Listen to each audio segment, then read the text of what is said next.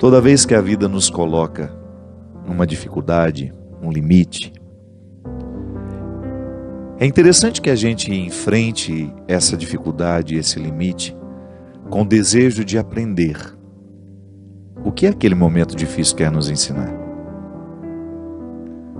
Eu pessoalmente acho que é a única forma que nós temos de fazer valer o sofrimento que a gente sofre, a lágrima que a gente chora, a dor que a gente suporta.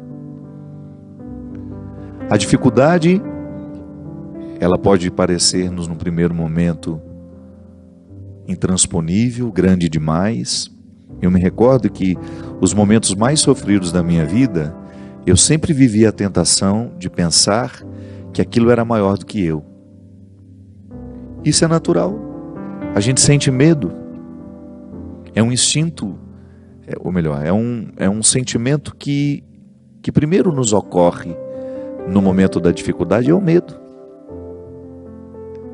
E tudo aquilo que faz parte do medo, a insegurança, é humano. Por mais corajosos que nós sejamos na vida, nós passaremos por situações, enfrentaremos realidades que vão minar a nossa coragem. E todos nós temos o direito de dizer que estamos com medo.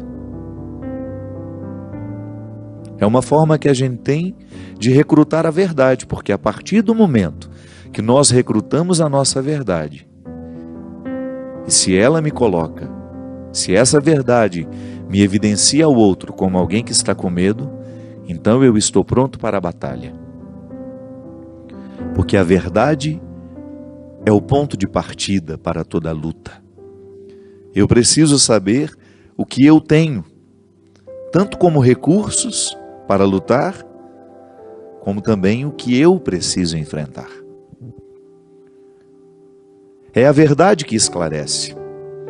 Porque às vezes, quando nós recrutamos a verdade, nós começamos a enxergar aquilo que nos amedronta tanto de uma forma diferente. Às vezes não é tão grande como nós estamos pensando que é.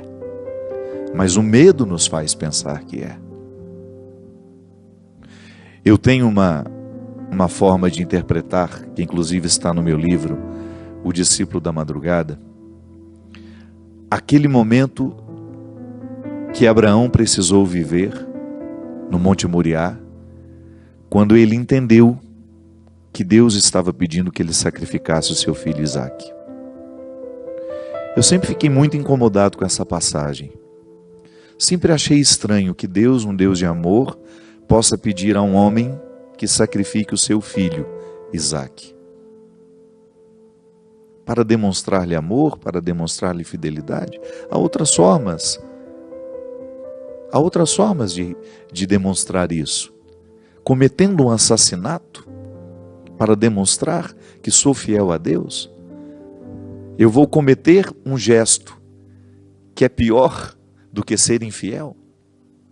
Enfim, há muitas interpretações para esta passagem, mas eu fiquei muito mais reconciliado com essa ideia de que naquele momento, melhor, eu fiquei muito mais confortado com uma outra interpretação que eu encontrei para isso. Que o que na verdade Abraão tinha naquele momento era medo. E porque ele estava com medo, justamente o que lhe ocorreu? Deus vai me pedir que eu sacrifique aquilo que eu tenho de mais sagrado. E o que eu tenho de mais sagrado nessa vida? O meu filho. Ele era fruto de uma forma de pensar. Abraão era um religioso. Então ele certamente estava influenciado pelos discursos que ouviu ao longo da sua vida, de que Deus costuma pedir a nós o que nós temos de mais sagrado. E ele, com medo de que Deus pedisse o seu filho, foi justamente o que ele escutou. E o equívoco só se desfez quando ele começou a descer a lâmina para sacrificar o seu filho. E certamente ele se interrogou: meu Deus, o que eu estou fazendo? Não é possível que o Senhor, sendo um Deus de amor, me peça para sacrificar o meu filho. Eu acho que eu estou errado. Então a mim soa bem mais interessante pensar que não foi Deus que pediu isso a Isaac, desculpe, a Abraão, que sacrificasse seu filho Isaac. Mas foi Abraão que, movido pelo medo, escutou errado o que era para ser feito. Às vezes, minha gente, nós vivemos a mesmíssima situação. Estamos diante de uma determinada realidade e o nosso medo é tão grande, que ele nos faz entender errado aquela realidade que está diante de nós. Por isso que é preciso recrutar a verdade. A verdade vai desfazer todos os nossos equívocos para que a gente tenha uma compreensão exata do que nós precisamos enfrentar. Às vezes nós achamos que estamos perdendo muita coisa e não é tanto assim. Mas na hora que aquilo se apresenta a nós, aos nossos olhos, nós achamos que nunca mais vamos conseguir nos reerguer. Achamos que aquilo que está sendo arrancado de nós é grande demais para a gente poder continuar sem aquilo. E de repente não. Eu já encontrei pessoas, por exemplo, que perderam um emprego. Eu sei que nós estamos numa época de muito desemprego e nós ficamos muito apavorados quando nos falta aquilo que já era certo. Mas quantas pessoas eu também encontrei que somente depois da perda daquele emprego, daquele cargo que tinha, é que elas de fato descobriram aqui elas vieram. Para quê elas vieram a este mundo?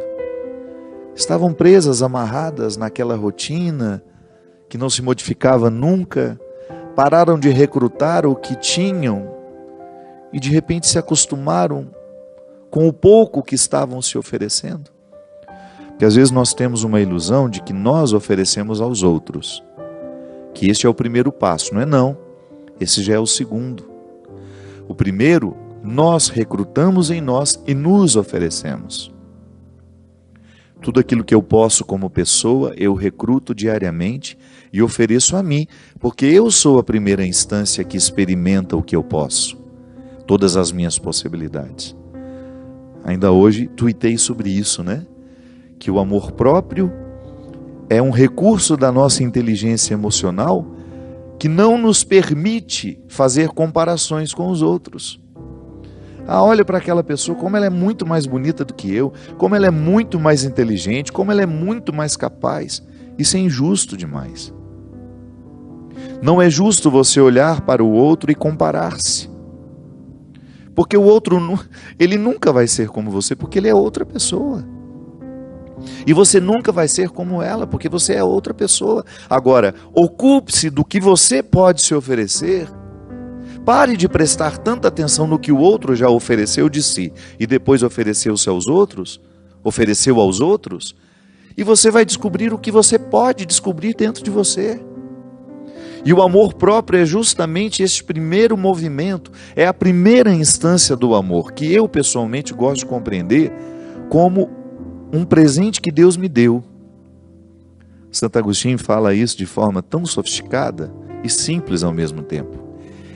Ele nos amou para que tivéssemos amor com que amar. Então, o amor próprio é essa primeira reserva de amor que nós recebemos, que funciona como uma espécie de imunidade espiritual afetiva.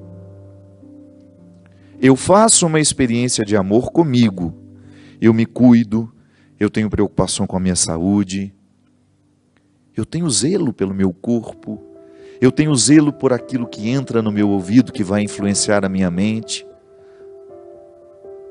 Não faço questão de guardar mágoas, rancores. Por quê? Porque são sentimentos estragados, que não edificam. Então eu tenho respeito por mim.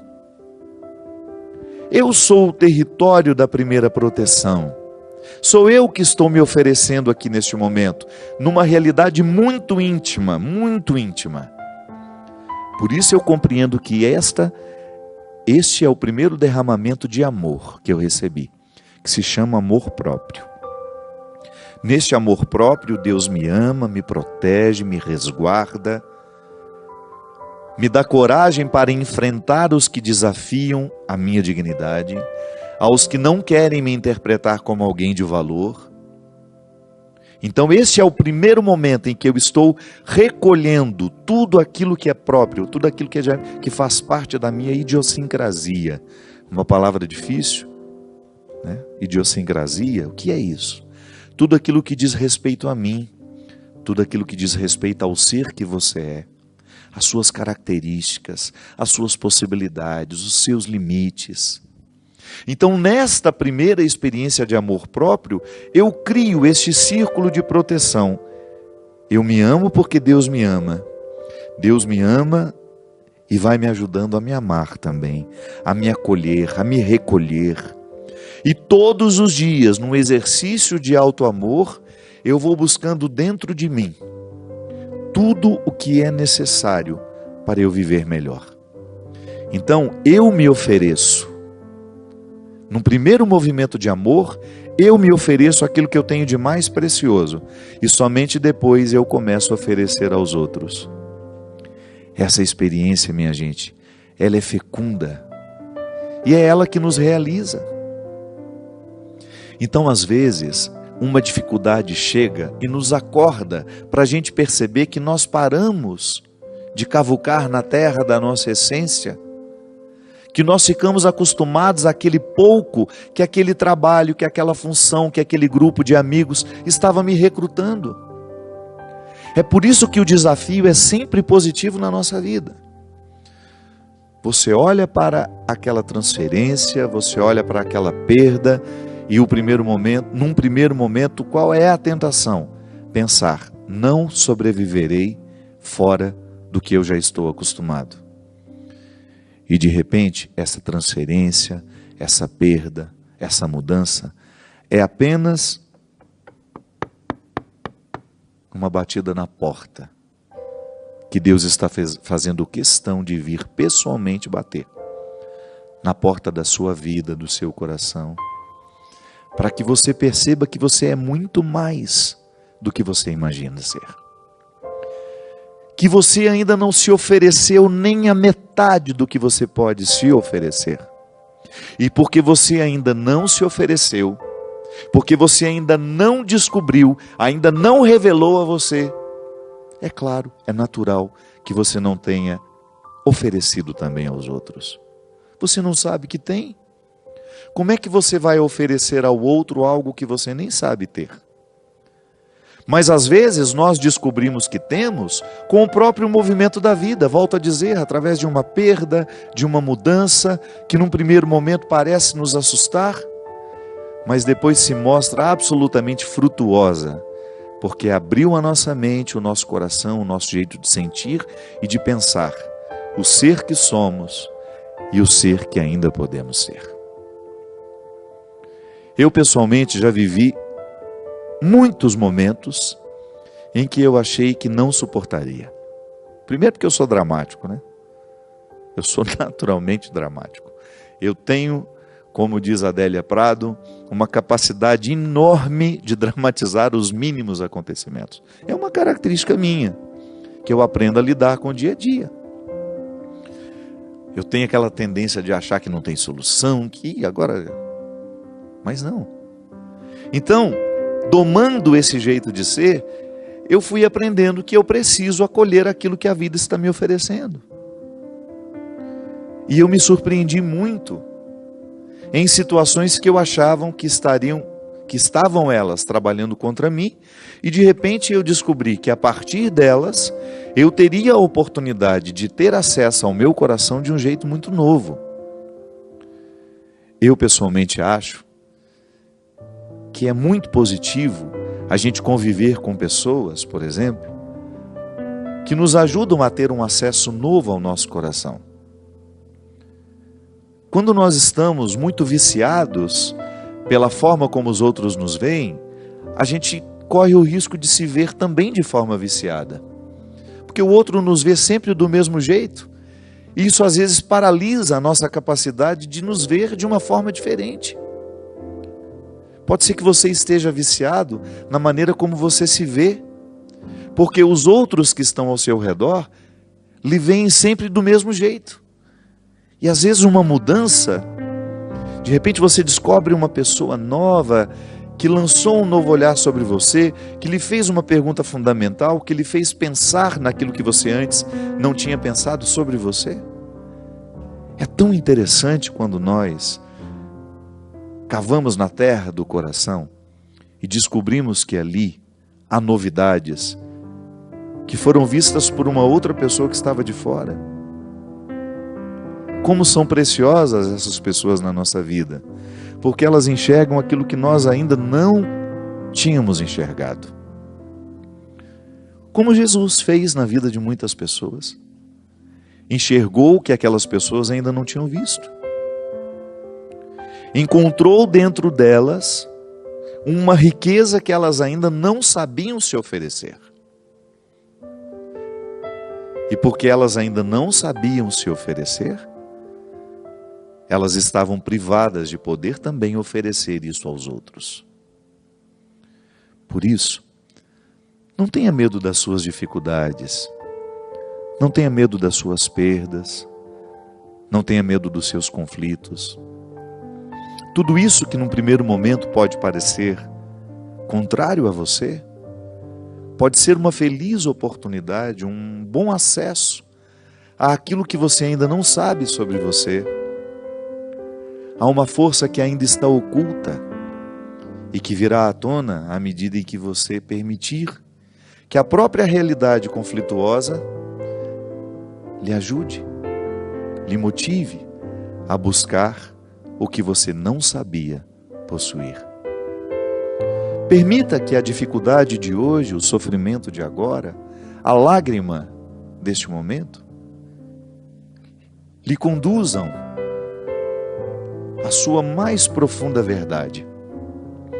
Lá onde estão os seus valores, lá onde estão as suas qualidades, e que talvez você esteja esquecido delas. Lá onde estão as qualidades que, de repente, pelo seu jeito de viver, pela sua forma de construir a sua vida, a sua rotina, você acabou se esquecendo que possuía.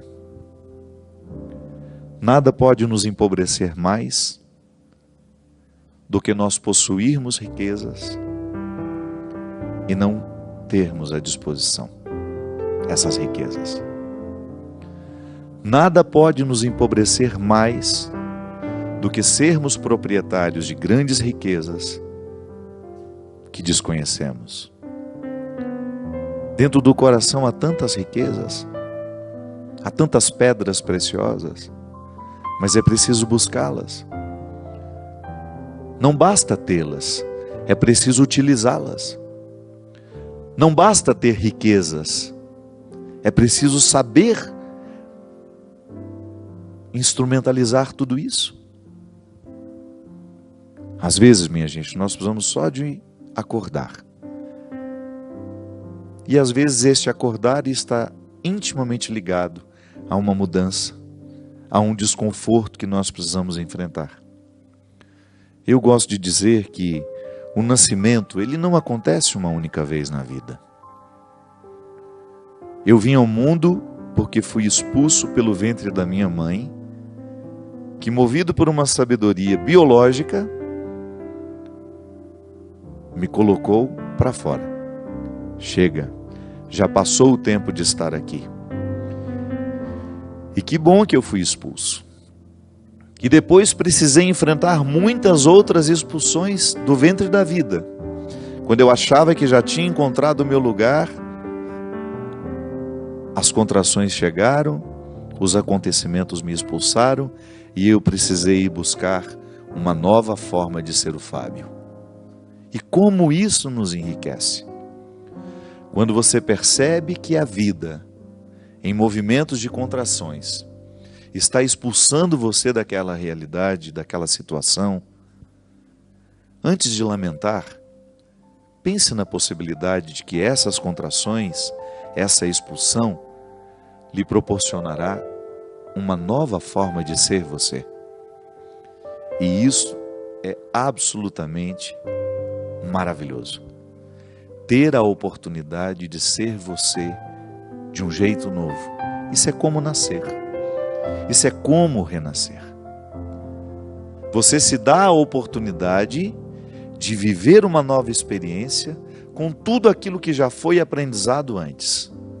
Então eu estou aqui, vivendo este momento presente, mas com as experiências que eu trago de outros renascimentos, de outras oportunidades que eu tive de ser expulso para me adaptar a uma nova situação, uma nova realidade, por mais doído que fosse aquela expulsão, por mais doída que fosse aquela expulsão. É assim. A vida não será diferente aí na sua casa. Essa regra vale para todos nós humanos. Você pode observar que as pessoas mais interessantes que você encontrou pela vida são aquelas que souberam administrar bem os seus conflitos, as suas lutas, as suas dificuldades. Porque são os conflitos, são as dificuldades, são as expulsões que vão nos amadurecendo. Nós vamos descobrindo novas formas de ser quem somos a partir das dificuldades. É assim que nós crescemos. E é assim que nós vamos crescer. A regra não vai mudar. Não. Precisaremos enfrentar os nossos conflitos se quisermos, se pretendemos alcançar o que temos de melhor e que ainda está adormecido em nós. Nós vamos para um rápido intervalo e a gente volta já já com o programa Direção Espiritual.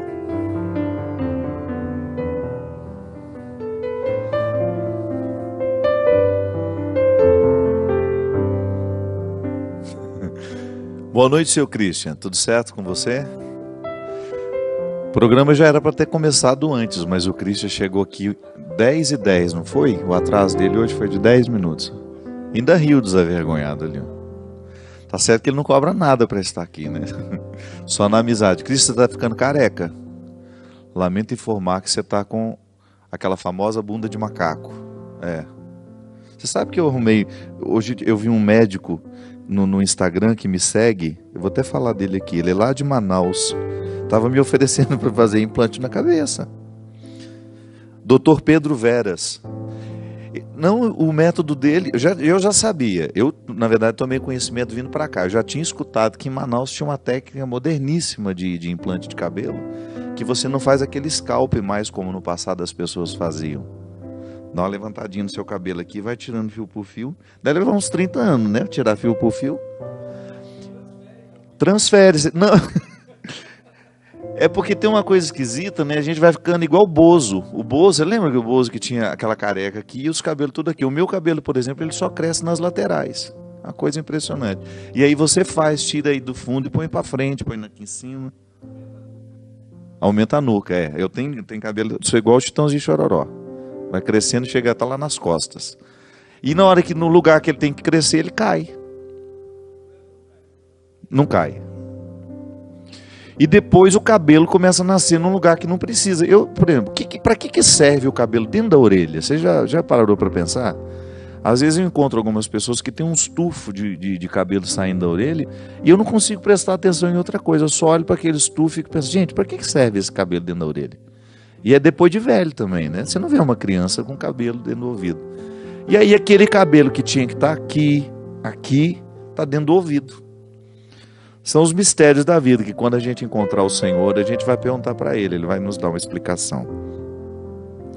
Minha gente, eu quero agradecer, eu tive um final de semana. O doutor Pedro, muito obrigado pelo seu carinho, viu? Doutor Pedro Veras, lá de Manaus. Eu li a sua mensagem, muito obrigado pelo seu carinho. E se tiver uma vaguinha na agenda, eu vou ir para o senhor complementar o que falta aqui. Ó. Muito obrigado. Você vai junto, Christian? Vamos junto, nós vamos fazer um pacote. Se mais alguém estiver precisando, a gente marca, vamos todos juntos. E se eu achar que o seu cabelo está melhor que o meu, eu peço para ele pôr o seu no meu. Deve ter doação de cabelo também, né? Ai, meu pai morreu aos 63 anos, com a cabeça pretinha, tinha pouquíssimos fios de cabelo branco. E se tirasse a cabeça do meu pai, dava para fazer cabelo para 6, 7 pessoas. Do tanto que tinha. Muito cabeludo, um topete assim enorme, ele parecia o Elvis Presley. Meu pai era um homem bonito, tinha muito cabelo, aos 63 anos. E nós aqui com essa miséria. Meus irmãos também estão tudo meio careca já. Mas eu não posso reclamar, eu tenho cabelo. Minha gente, tive um final de semana maravilhoso, na oportunidade de estar. Deixa eu me lembrar onde foi o primeiro, para não errar na ordem. O primeiro foi em Brasília, com meu querido amigo Giovanni Meirelles, que organizou lá no Centro de Convenção uma noite lindíssima. Eu quero agradecer muito ao povo de Brasília, que com tanto carinho me recebe sempre que eu estou aí. De lá fomos para Aracaju, pude rever este povo querido numa noite muito especial em preparação ao Dia das Mães. E no domingo, com minha querida amiga Janier Mota, toda a família dela, que é minha família também lá em Aracaju. Para quem não sabe, Aracaju não, esse show foi em Itabaianinha. Para quem não sabe, minha mãe morou um tempo em Nossa Senhora da Glória. Tenho lá o meu sobrinho Conrado, que acabou sendo adotado por essa família querida, que se tornou minha família também. Uma noite muito especial lá em Itabaianinha. Muito obrigado ao povo de Itabaianinha, o carinho com que vocês me receberam fica marcado definitivamente no meu coração. Muito obrigado mesmo. E eu quero lembrar que no próximo dia 27 de maio, nós estaremos aí no Rio de Janeiro, no Quilômetro de Vantagens, a partir das 19h30, para um grande show de evangelização. Quero convidar todo o povo que mora aí na região. É uma casa de shows muito fácil de ser acessada, que fica aí no shopping Via Parque, aí no Rio de Janeiro. Então você que é aí das cidades vizinhas, se quiser estar conosco, vai ser uma noite muito especial. Depois eu quero convidar também, no dia 30 de maio, estarei lá em Maceió, no ginásio do SESI, a partir das 20h30. E no dia 31, em São Sebastião, Alagoas também. O local vai ser na Avenida Coronel Sertório Ferro, a partir das 21h. Quero agradecer também todas as pessoas que estão adquirindo o CD O Amor Me Elegeu.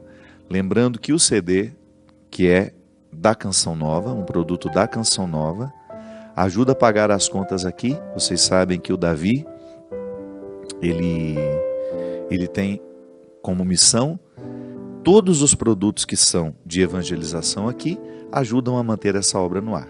Você que acompanha a Canção Nova sabe que aqui não tem intervalo comercial e todo o trabalho é justamente para a evangelização.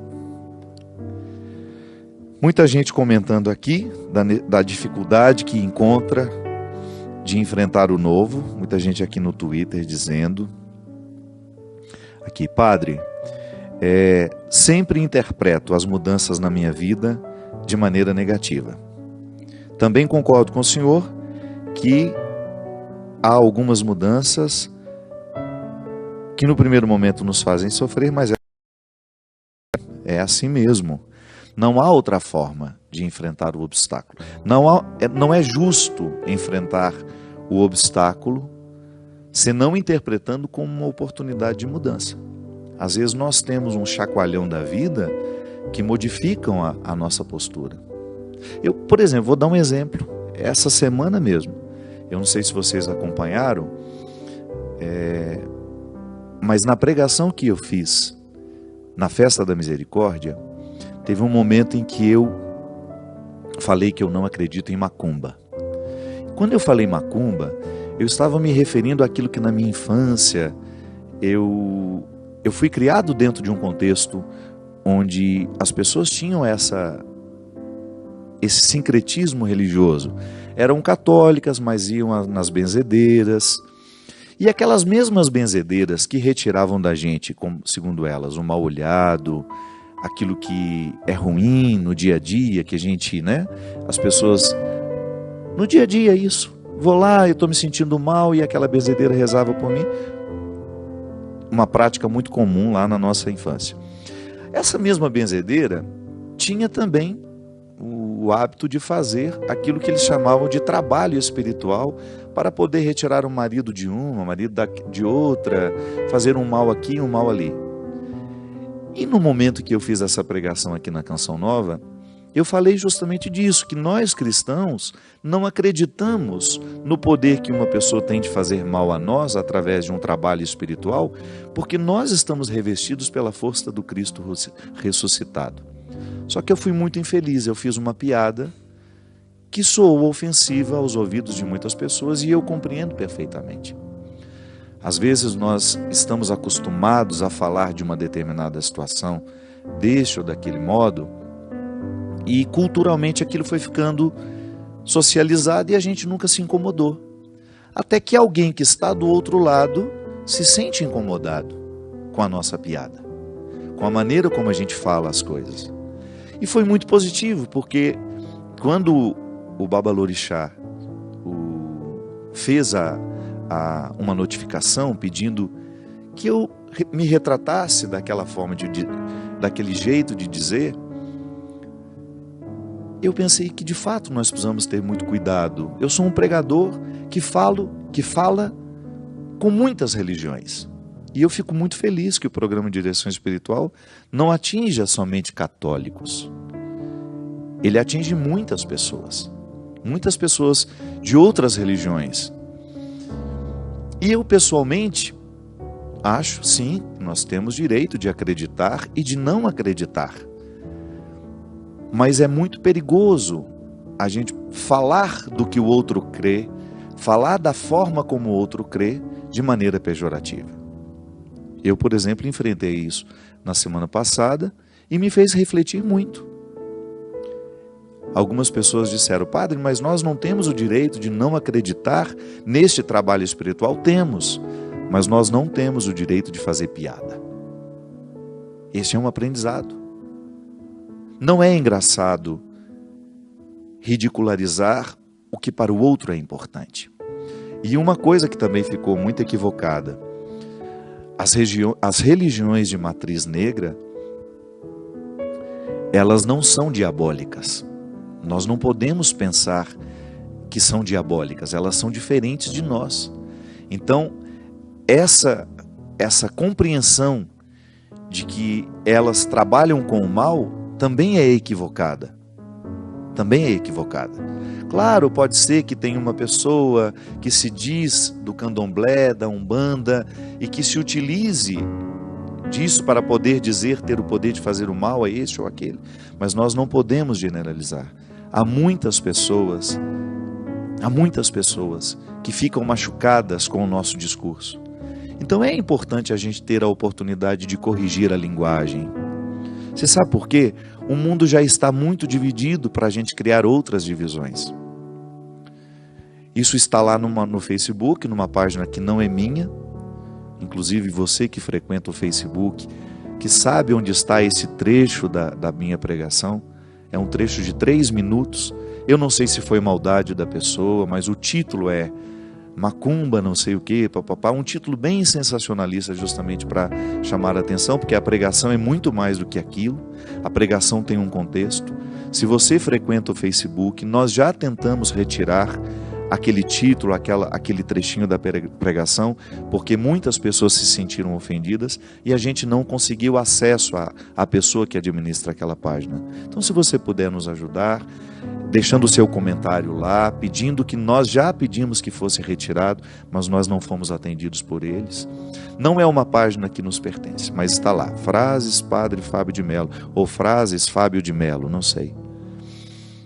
Enfim, existem situações que nos ensinam, e nós precisamos aprender. Sim, nós precisamos ressignificar muitas coisas a partir dos erros que a gente comete.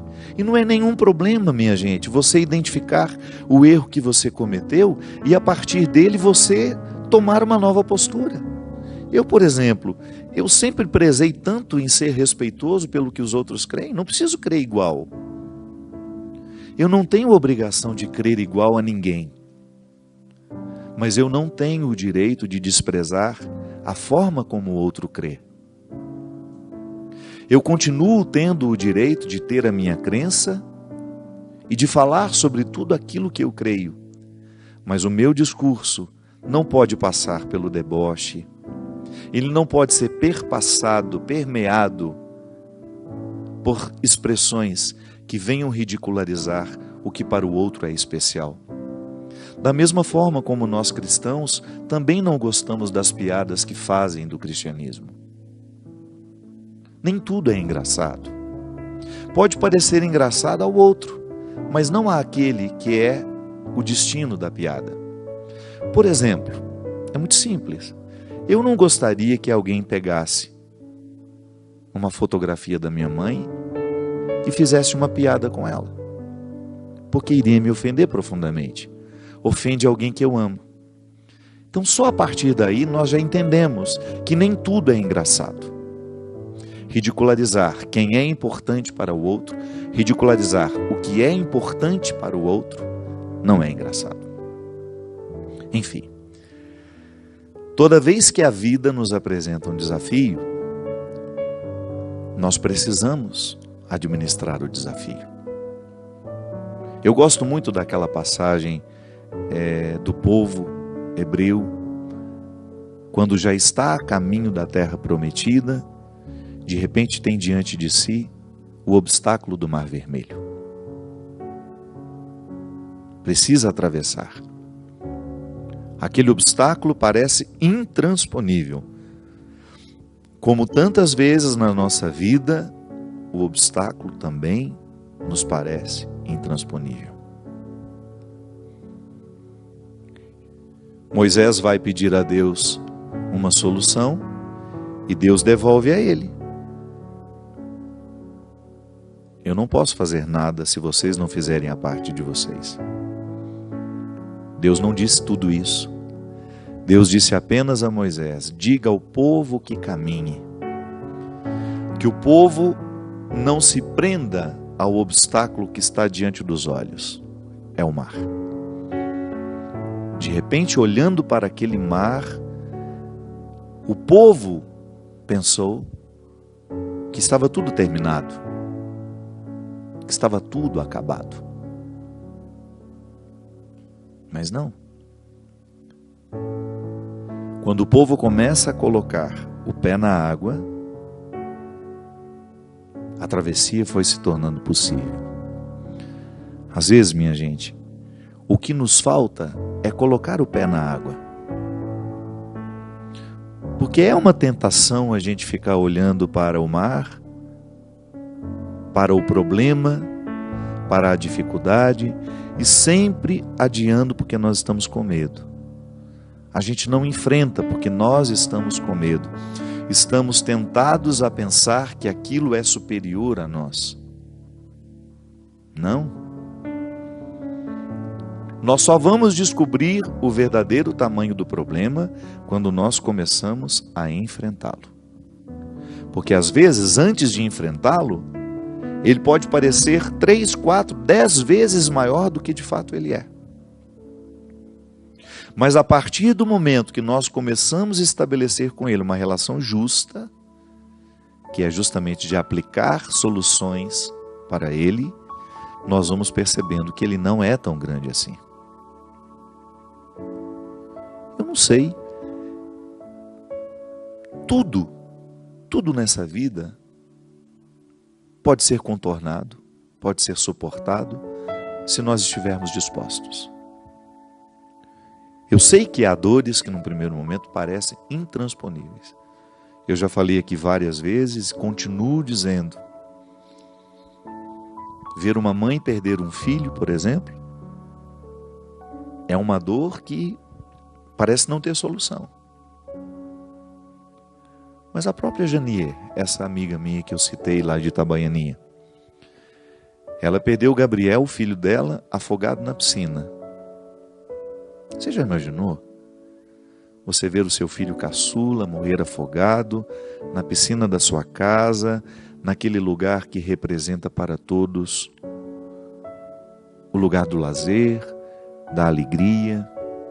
Você já imaginou você ter que retirar o seu filho dali, sem vida? E eu me lembro que quando conheci Janier, Jânia, Lígia, que estavam justamente numa peregrinação comigo, eu tinha entrado na vida da Janier porque eu fui a primeira pessoa que ela passou a ouvir depois daquela tragédia toda. E eu me lembro que logo em seguida eu comecei a ter com ela primeiro uma identificação, né? Eu vi minha mãe perder filho e naturalmente eu comecei a ter uma sensibilidade para sentir essa dor, para sentir junto. E à medida que eu fui convivendo com a Janier, eu percebi que ela ainda não tinha superado aquele acontecimento, porque ainda faltava retirar o filho da água. Aquele corpo frágil, pequeno, já tinha sido sepultado, mas dentro dela, ela ainda não havia retirado ele da água. Continuava ali, aquele cadáver espiritual, né? Aquele morto emocional que não foi sepultado, que não foi resolvido. Por quê? Aí são muitos sentimentos. Tinha culpa. É impressionante como, diante de uma tragédia como essa, nós temos a tentação de pensar que somos culpados. Nós temos a tentação de pensar que nós poderíamos ter feito diferente. Sim, só que o acontecimento já está ali. É inalterável. Não há nada que se possa fazer agora para modificar o antes. Então ela tinha um conjunto de situações, de sentimentos em relação à morte do filho que não tinham sido resolvidas. E que a gente só resolve por meio da conversa, minha gente. Eu admiro muito os bons terapeutas, porque eles nos põem para falar. E quando eu falo os bons terapeutas, eu me refiro àqueles que nos atendem em seus consultórios, mas eu me refiro também aos amigos que são naturalmente terapeutas, que despertam a nossa confiança e o desejo de contar o que está nos angustiando. Porque não é com todo mundo que a gente tem abertura, não é para todo mundo que nós temos vontade de contar as nossas verdades. Quando nós temos experiências de amizades terapêuticas, quando nós temos a oportunidade de viver a fraternidade terapêutica, nós verbalizamos muito o que nos incomoda. E a própria psicologia nos ensina que o primeiro passo para a cura é justamente verbalizar. Dizer aquilo que está dentro de nós como se fosse uma comida que não fez digestão. Sim, nós falamos de digestão emocional também. Não é só o alimento que a gente come que precisa ser digerido para que não nos faça mal. Se você tem uma indigestão alimentar, você fica indisposto. Mas os sentimentos também precisam ser digeridos. É a digestão emocional. Quando você metaboliza o que o outro disse de pesado, a traição, tudo aquilo que foi ruim do que foi vivido. Sim, isso precisa ser metabolizado. E a gente metaboliza falando, contando, pondo para fora. Por isso que é preciso ter muita paciência. Às vezes a pessoa vai precisar dizer aquilo muitas vezes. Por quê? Ela está se livrando. Ao falar, ela vai tendo condições de lidar melhor com aquilo que angustiou tanto. Então a Janier, ela precisava falar do que angustiava. Ela precisava falar da culpa que sentia. E à medida em que ia colocando para fora, por meio da fala, por meio deste recurso fantástico que é a palavra, ela foi descobrindo uma forma de sepultar o que precisava ser sepultado, para que Gabriel pudesse ressuscitar de outra forma, dentro dela. Hoje ela tem um instituto, né, que acolhe justamente pessoas necessitadas com o nome do filho. Da mesma forma como muitas outras mulheres conseguiram superar. Não sei se a palavra é superar. Conseguiram contornar esse desconforto de viver essa desordem da vida, de uma mãe ter que sepultar o filho. Conseguiu contornar toda aquela dor, todo aquele sofrimento, fazendo alguma coisa pelos outros. Aí sim. Um processo terapêutico que nos encaminha, que nos faz chegar pelos caminhos da dor a um aprendizado que nenhuma alegria poderia nos fazer chegar.